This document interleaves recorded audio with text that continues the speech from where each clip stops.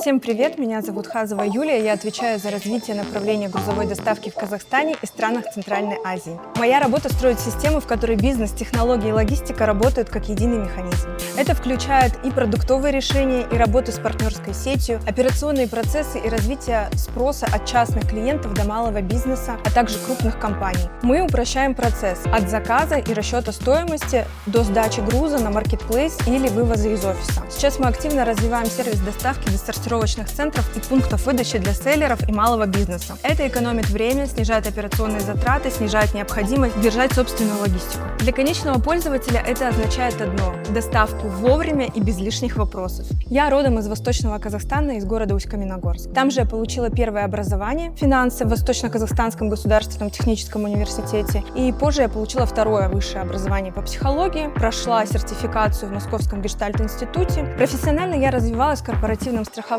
это дало дисциплину и точность. Затем в телеком-сфере, где важны скорость, масштабирование и продуктовый подход. В какой-то момент стало очевидно, что логистика – это точка, где можно создавать механизмы, а не просто обслуживать процессы. Так я пришла в Яндекс, когда направление грузовой доставки только начало формироваться. Мне важно быть ближе к природе, где можно восстановить силы. К примеру, Теренкур осенью, желтая листва, холодный воздух и шум Алматинки. Выезды за город в сторону Талгара, там, где горы раскрываются без суеты.